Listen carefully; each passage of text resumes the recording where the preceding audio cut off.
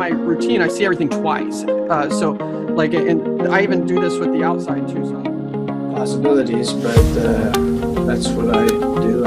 I'll shoot that. If it's moving, I'll shoot it and then maybe come back.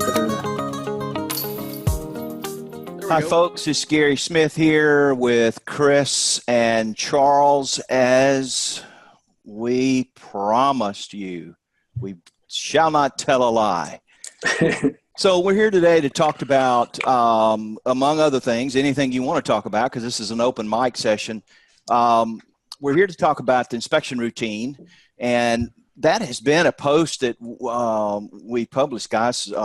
Charlie, Chris, we've talked about this a number of times on the forum. You know, when you get out of the truck and you hit the ground running, based on what you who you see, whether the client's there, and based on where you are in the nation, I'm sure it's going to be different for a lot of folks. I talked with Charlie a little bit about it. He is looking crisp. Charlie, you look great. You got your new gig on. He's got his new equipment started, and he looks fantastic. nice. It makes me look older. Yeah. Well. Chris, what do you do what's the first thing you do?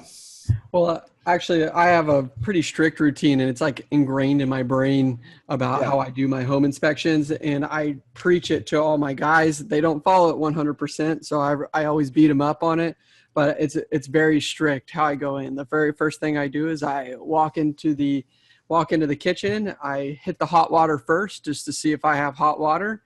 And if I do, then while I'm waiting for that to get hot, I go straight to the stove, turn that on to see if I have gas. If I have gas and I have my lights on, so then I know I can start my home inspection. Right. If you don't have one of those three things right then and there, you know that you need to stop, make some phone calls, or let the client know what's going on with the property. But if you have those three things, you're good to go, and you can start moving on with your inspection. So you're doing a utility check, basically.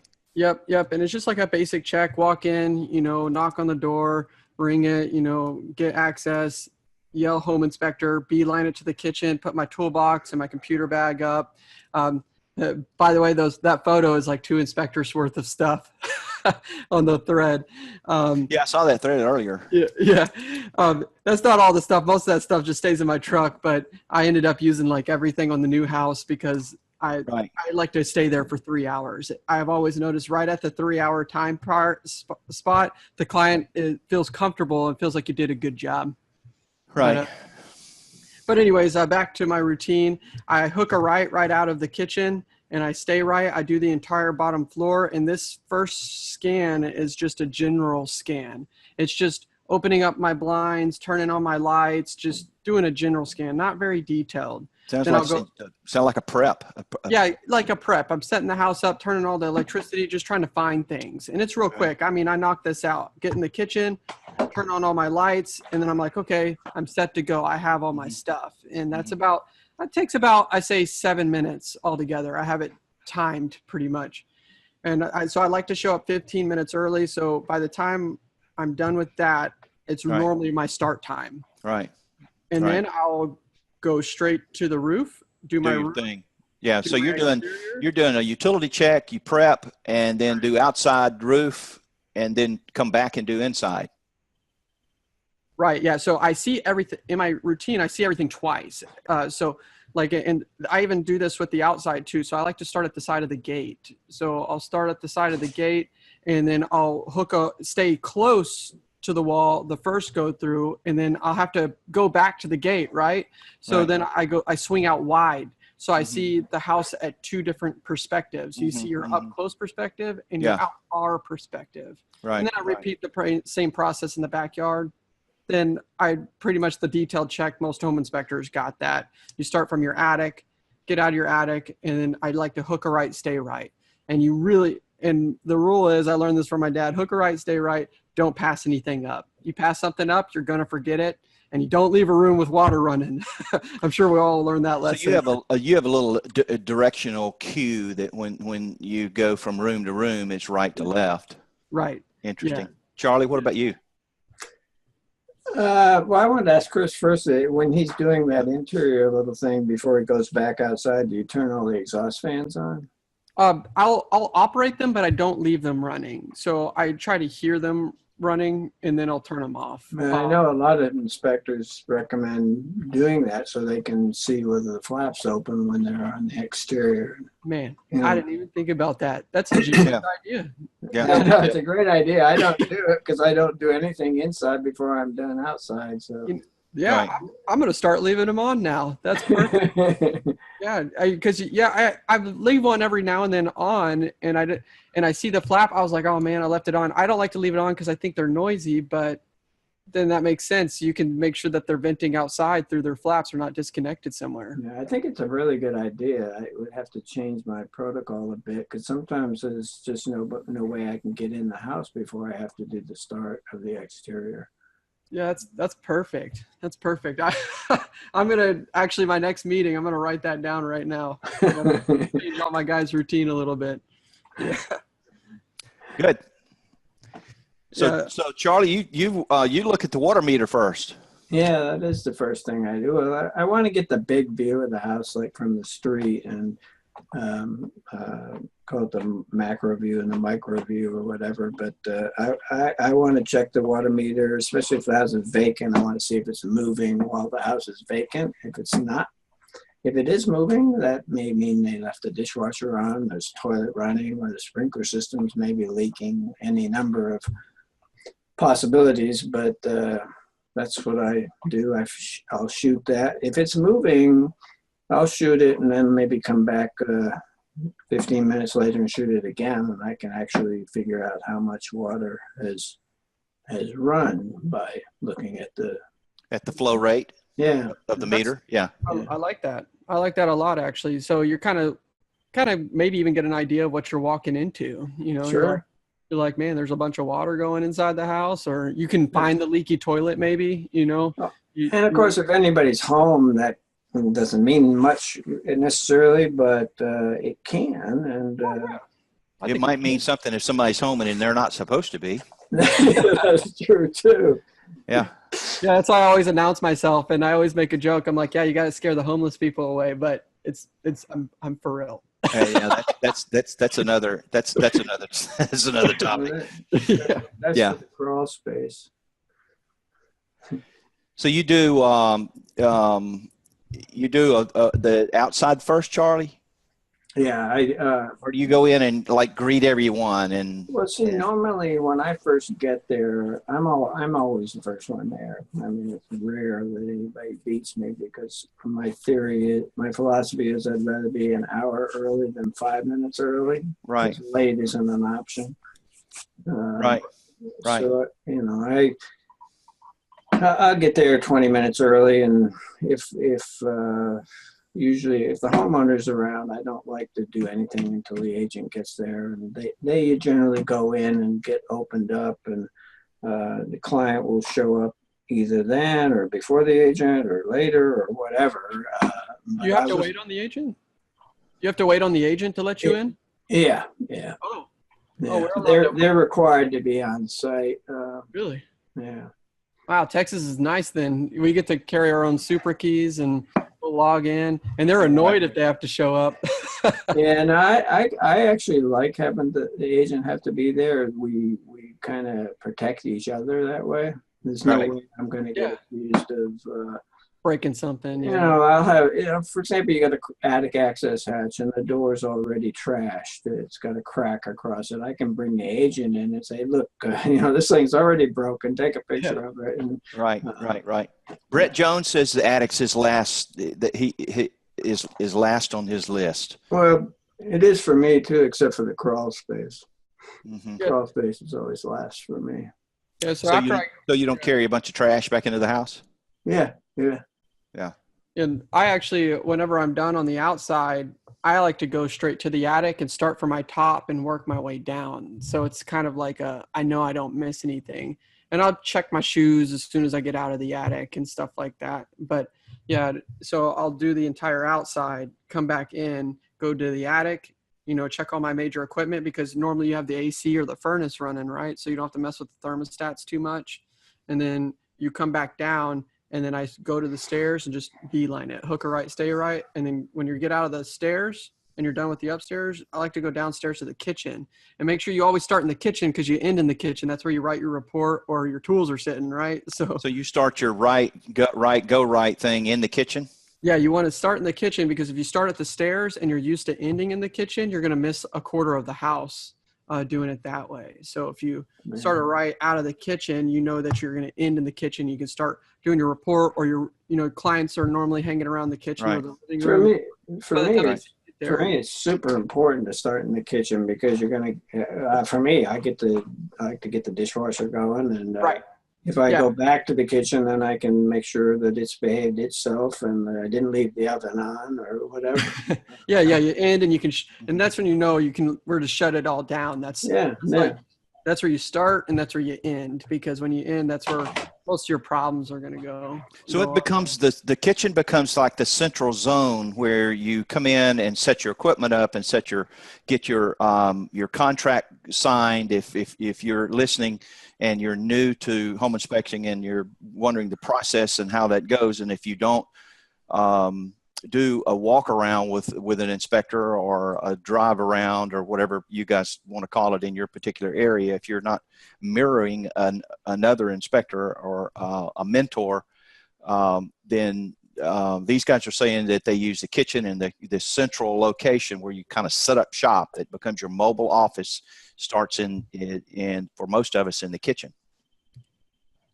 So why do you think having a routine is important? Obviously to keep you from missing something, but you think that's the main topic? That is the number one topic. Like, I preach to my guys whenever I start training them, or even to myself.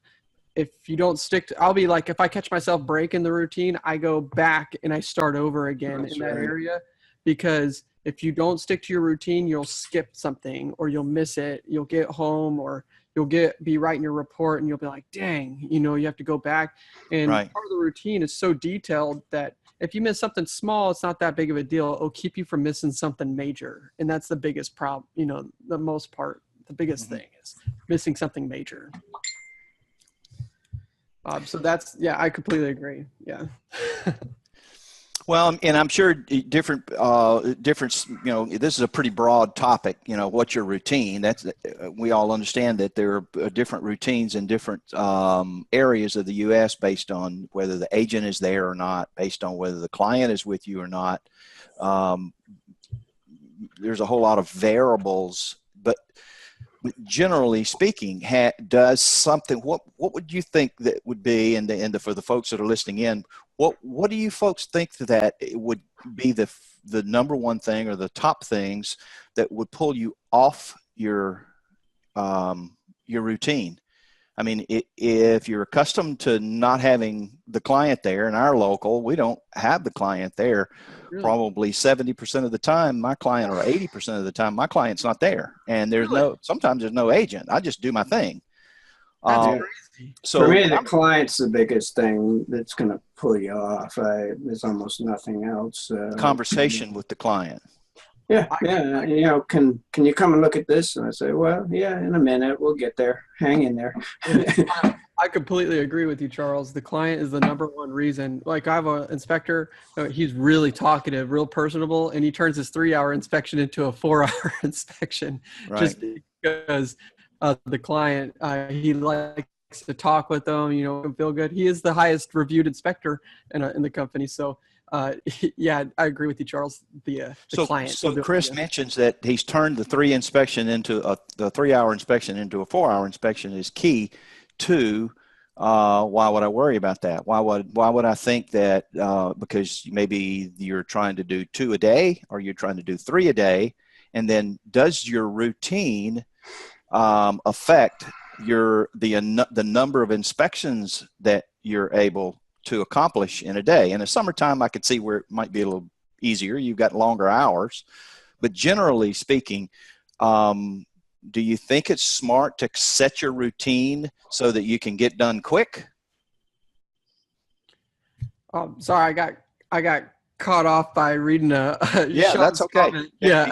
Well, for me, For Yeah. me, I just I consider my time with the client the bonding time. You know, I want as much time with my client as I can get, and if it takes 3 hours, 4 hours, 5 hours, I just don't care. I don't. I'm not interested in the speed of it in that respect. I'm there for them for whatever it takes. So then your routine begins to affect your scheduling, because Right. if you know that your routine is slow as you go and do what you Yeah. need to do, then the schedule that you set up, new guys, when you begin to set your process up in your business model, your routine could potentially affect or will affect how you set your schedule. So I would think that, at the very least, when you're just beginning inspection when you're just starting out in business, it might be an advantage to you to inspect one house a day. And that Correct. way you take your time, you're able Absolutely. to get back to the office and tend to everything. Absolutely. When it comes to the routine, that's the reason why my routine is so strict too. Why I beat it into it, because it's you show up 15 minutes early, you have 3 hours on site, then they have an hour in between inspections. And sometimes your drive time could be 35 minutes, so you want a little bit of time to eat and digest whatever's going on in your brain. And then you start over again. The end inspection, that's cool to be 3 to 4 hours, because if you like spending time, with your client. But yeah, it's the routine. You want to keep that schedule going out throughout the day. But this is actually kind of really good for me to talk about it, is I've actually done a really good job. I've created a script that I say at the beginning of my inspection, and I actually turn my client in a home inspector themselves almost. And it actually makes them get you off their back, and they start playing with things, not destroying anything, but So you give them a flashlight. yeah, more or less, or I should give them a flashlight. I thought about ordering a bunch of them and being like, hey, let me know if you find anything. But I have a pretty good routine where, the first thing I do, no matter what time they show up on the inspection, I beeline it to them. And I'm like, hey, I let them know exactly what I'm doing. The same routine that I preached to you guys at the beginning, I just say it. I let them know this is what I'm doing. And then I always take the time. This is a very important question. I mean, like one of the most important questions. Is there anything on this property that concerned you? Right. Because the reason why is they've already been there. They've already seen things that you haven't seen. And if you ask them this, they already know that you're there to work for them, so you're there. And then they'll turn around, they'll be like, yeah, take the time, they'll walk you to that area, and then they'll get it off their mind. It's not, sitting there rumbling. And then you're like, okay, I'll document that. And whenever I get my routine, I'll look at it again. So you'll see it twice. And they're like, okay. And then after that, you'll go, I just lost train of thought for a second. Sorry. Yeah. After that, you say, okay, well, if you see anything that concerns you, let me know. And that line right there turns them into a home inspector. If you say those two scripted lines, I mean, they'll leave you alone. They understand that you have a routine that you follow. And then the other line shows that you have a routine that you follow, and the other line turns them into a home inspector, and they start looking for things, and it's great. I can't tell you, my life is 1,000 times easier with those two sentences. Well, I'd like to add too that you've got all this concern. If the agent's there, it's going to be distracting. But honestly, I've had more times where they have found things that maybe I wouldn't have found or missed or whatever. And Right. and I tell them, I said, look, 4 eyes or 6 eyes are better than 2. Exactly. So, Yeah. Turn them into a home inspector. I'm telling you. Absolutely. I can't tell you, one time a guy opened up a cabinet door, and I don't think I would have opened it. Just a dangling open-ended wires. I'm like, man, I just don't know if I would have done it or not. Right. I can't tell you how many times it happens. And if you go to my reviews, I mean, like you can see it's just like boom, boom, boom. Chris and I worked together, or, Chris did a good job. It's part of that. You develop a relationship with them, and you attack the house as a team. So that's right. Yeah. So you arrive early is the best case scenario. You're rested. You probably had breakfast. Hopefully you have. Because that's going to keep you sharp, because this job is dependent upon you being alert and being able to notice things I mean, you're a visual inspector, so if you can't see it, or you're cross-eyed from too tired, you stayed up too late, or whatever it is. Yeah. You do your thing, and once you get done, or in the process of getting out of the truck and setting up, I'm wondering how many of you bring drinks and snacks and an ice chest full of goodies. And is that part of your routine when you set up? Do you bring a goodie bag and set that in the kitchen, or do you keep it in the truck and deliver that kind of? What's your routine on the support? That's a good topic. I actually have never done it. I know inspectors that do, and they get a lot of success rate. In the summertime, I bring some water bottles and an ice chest every now and then. I mean, whenever it's blistering hot and I see that I'm going to an older house, I'll load up an ice chest full of like water bottles, because I'm like, I know that AC is not going to work. Right. But I thought about implementing that. I just pretty much need to get out of the field to make sure my inspectors have those supplies. Right. So I guess at one point in time, I brought an entrance rug with my logo on it and sat it at the doorway for them to wipe their feet on before they came in. And I had a habit of, putting that at the front, but you're behind. You're not a door. Here's what happened. Because I'm, into the job and I leave all the doors open, they come in through the garage door and they miss the, they miss the entire punch. Gary, you take being a doormat to an extreme, Gary. Yeah. So, the obvious thing is what happened eventually with the doormat is I left it at someone's house, and I come back. Of course, it's a vacant home. That's the odds. The odds are you're going to leave it at a vacant home. So I left it at a vacant home, and I go back to get it, and someone's stolen it. And I'm thinking, what do you do with that? I mean, if you stole it, what's your competition? My competition has burned it. Number one. Well, I had my magnetic stickers on my car taken out, stripped off one day. Yeah, lovely. Yeah. I don't like to do the stickers. I think those will result in bad reviews. I cut too many people off on the highways. They wound up marking my truck. I wound up with a dirt ring around it, and maybe they were just cheap. I don't know. Well, for me, they just show that I have a reason to be there. I think having marked vehicles is important, but I don't want to spend the money to do a full wrap or anything. And the stickers are pretty inexpensive. I've always had them. Jared said that he doesn't leave any snacks because he just eats the food. Yeah. He eats the food at the client's home. Hopefully, he just opens up the fridge. Just kidding. Yeah. I agree with Pat though. Whenever we were talking about the recruiting, it does reduce your liability if you turn your client into a home inspector. It'll. I mean, like we said, they'll find wires or maybe a weird water stain that you may have walked by. That's the reason why I walked the house twice in my path. I'm in and out of the rooms twice. But I'll even ask them questions like, why do you think this is like this? Just to get them engaged so that when they see the real reason in the report, then it's all much more.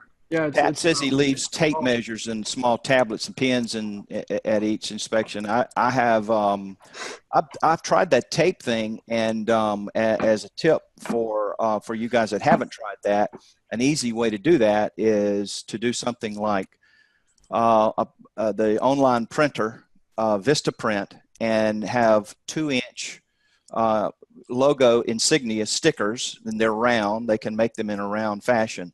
And I pulled the tape went by Dollar Tree and bought 100 tape measures, and you get them for how much? $1, because it's the Dollar Tree. Right. So you peel the sticker off of that and replace the sticker that you bought. Then that way you brand them logo, and you've got maybe $1.20 or $1.15 in the tapes, and they're great little handouts, and they make a nice 16-foot tape. about that topic too, about, leaving things behind. One of a good inspector friend of mine that I met at the ASHI conference, his name's Michael Moroza. He turns the kids into a home inspector. He has like a bunch of little flashlights, and he got a sticker for him that says, professional home inspector or something. He'll give him a sticker and give him a flashlight. He says they remember him forever just because of that little tactic right there. Yeah. So Yeah, that's a cool one. I want to implement that. I saw that. And so, and talking about getting things cheap, you can actually get things very cheap from China if you're willing to wait for it. If you go to Alibaba.com, we're ordering 4,000 pens from Alibaba.com, and it costs us like, $2,000 or something like that. And if you go to like a store, they'll charge you $1,000 for 1,000 pens, something like that. So I'll have pens for the next 5 years just because I went through China, and they'll put Ryan says that he'd be afraid that the kids would get hurt. If you gave them the flashlight, they would go do something that they shouldn't be. Oh my God. Nah. I think that's why you take the ladder down when you're done on the roof. But so that's a good one too. Yeah, I don't think so too much. I think people are they take the scared of liability thing way too far. I understand the risks are out there, but right. I think that small stuff like that won't matter. Right. So you've done your thing. You've carried out your routine. You're at the end, and obviously you have a closing routine. You've Correct. Talked about greeting them at the street scene, doing the elevation, start at the top of the house and work through. Now you wrap up, and you're not going to leave your equipment. There's a routine for packing your equipment, and Correct. Then there's a routine for closing the house down, and then the ultimate routine, which I think probably is really where the rubber meets the road. I was buying a tag for my truck, and there a couple behind me. Obviously, they're paying their taxes or filing homestead exemption or something in our local courthouse. And I'd struck up a conversation with them and just learned that they'd just bought the house. Asked them who their home inspector was, and they had no earthly idea. And it'd only been about 2 or 3 weeks since they purchased the house and moved in. They'd already forgotten his name. That's a huge indictment, man. That is just sad. Yeah. You just say, what do you do once the routine is over? Now that you're done, do you send something out a week later, or do you send something out 6 months later? Oh yeah. Do you trickle something a year later? I personally use HomeBinder to do that, and I found it to be very, very effective. I was looking at that. What do you guys use? I was looking at that product. I want, we can probably talk about that on another show about that one. But I actually have a pretty routine, talking about packing up your tools. Before I even go over the report or my findings, I like to pack everything up. I consolidate it so it's like just throw my bag and my toolbox, and I just walk out, right? With that one, so I like to get all my tools and have the house pretty much shut down before I leave, and then I'll go over it with the client, and then all I have to do is lock the doors, so it's a real smooth process out. Going out of the property. And then the reminder effect is you always want to ask for a review when you're done.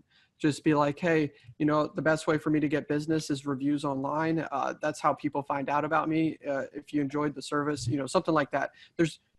Don't feel afraid to ask, honestly. Like if you ask for a review, I'd say it increases the odds by 100% that you're going to get it. And the odds of them going to leave you a review is like 0.01% leaving without you asking. And then, so do you have any tips on how to turn the lights off and stuff, Charlie? Do you make a swing through the house to close the house down? Cool things about the agents. They deal with all of that. Oh, really? I do not have to think about locking doors or turning off lights.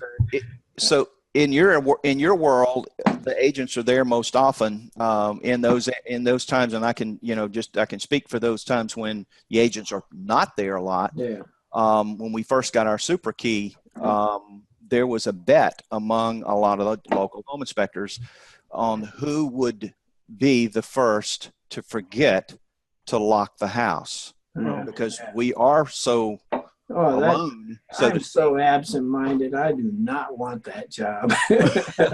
You know, That's it's part of the routine, though, Charlie. I mean, like if you had to do it, you'd get oh it. yeah, I'm sure I would, but I'm just grateful for the way we do have it here. I just, you know, honestly, when I leave the house, I'm never the agent and the buyer always stay. They have contract stuff to work on and money to exchange and all. They talk about the inspection and So you're shutting the house down and you're done. And I know we've talked about this maybe some online, but for those guys that are new into the group and haven't read that particular thread, maybe potentially, you hang your car keys on the oven, or you hang your car keys at whatever you don't want to forget, because that way you can't leave the house without your truck.